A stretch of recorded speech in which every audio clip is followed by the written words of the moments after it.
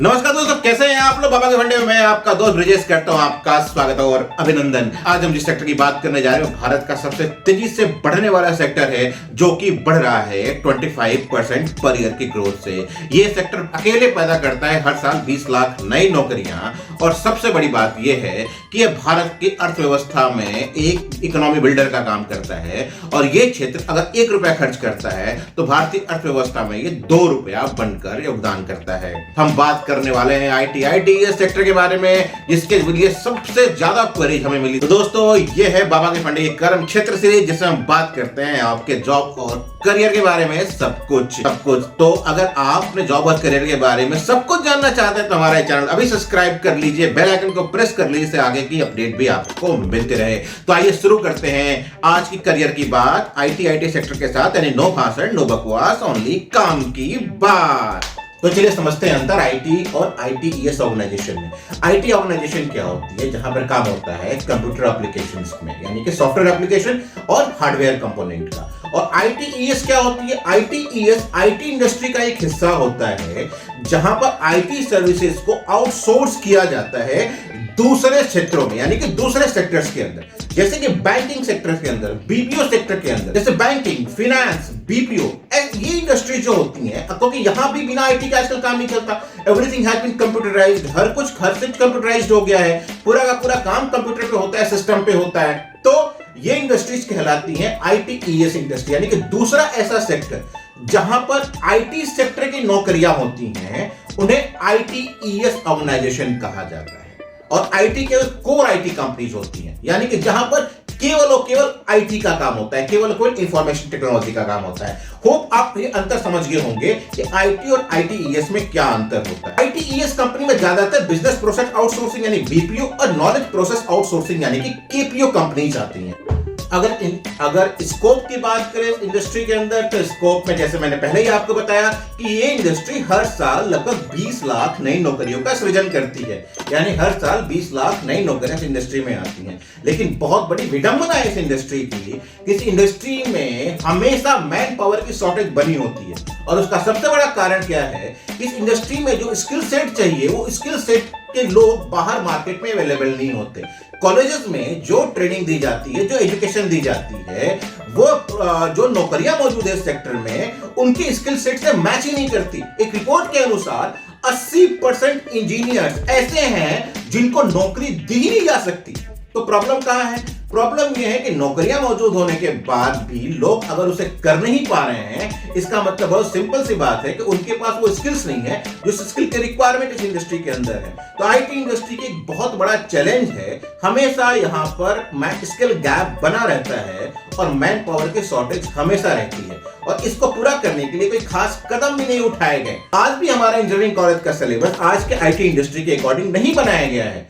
या फिर अगर बाहर ट्रेनिंग सेंटर्स की बात करें, तो जितने भी ट्रेनिंग सेंटर्स ट्रेनिंग दे रहे हैं, उसमें से 99% ट्रेनिंग सेंटर्स ऐसे हैं जो जिनका कोर्स सिलेबस मैच ही नहीं करता जिस तरह की नौकरियां, जिस तरह की स्किल सेट चाहिए इस इंडस्ट्री में मौजूद नौकरियों के लिए। तो ये बहुत बड़ा एक चैलेंज है आईटी सेक्टर के लिए और आईटीईएस सेक्टर के लिए आज के टाइम पे। तो आईटीईएस सेक्टर को हम 5 सब सेक्टर्स में डिवाइड कर सकते हैं। वो 5 सब सेक्टर्स कौन से हैं? IT services, business process and management, business process management यानी BPM, software products, engineering research and development and future skills. अगर आईटी सर्विसेज की बात करें, इसमें आते हैं कुल 12 सब सेक्टर्स और लगभग 30 जॉब रोल्स। आप स्क्रीन पर सब सेक्टर की लिस्ट देख सकते हैं, हम इसको डिटेल में आगे आपको समझाने की कोशिश करेंगे। अगर business process management BPM sector की बात करें, तो इसमें लगभग 11 सब सेक्टर्स और 20 जॉब रोल्स आते हैं। अगर हम सॉफ्टवेयर प्रोडक्ट्स की बात करें, तो इसमें लगभग 8 सब सेक्टर्स और लगभग 9 जॉब रोल्स आते हैं।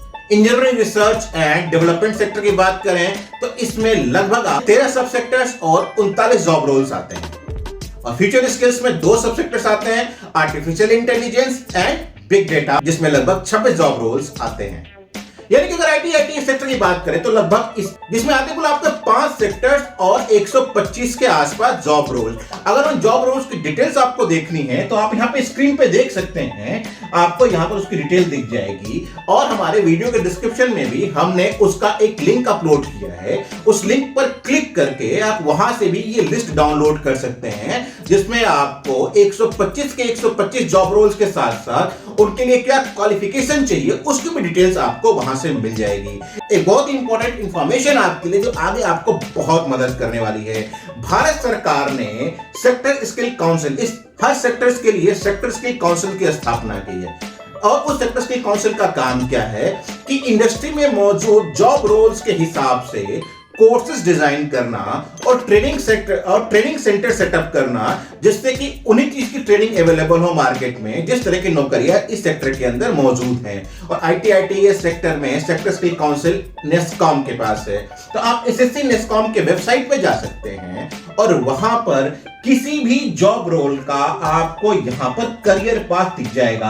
आप देखिए यहां पर आपको पांचों के पांचों सब सेक्टर्स दिख रहे हैं। पांचों सब सेक्टर्स में आप किसी पे भी क्लिक कर लीजिए, वहां पर आप जब जाएंगे तो आपको सब सेक्टर्स की लिस्ट दिखेगी। सब सेक्टर की लिस्ट के बाद जब उस पर आप क्लिक करेंगे तो वहां पर आपको उसका करियर पाथ दिख जाएगा। और यही नहीं, आपको इस वेबसाइट के माध्यम से यह भी पता चल जाएगा कि भारत में कितने ट्रेनिंग सेंटर मौजूद हैं। और एक अच्छी चीज, अगर आप आईटी सेक्टर में करियर बनाना चाहते हैं तो ये सेक्टर स्किल काउंसिल आपकी मदद भी करता है। वहां पर जाके अपने आप को आप रजिस्टर कर सकते हैं और वहां से आप हेल्प ले सकते हैं।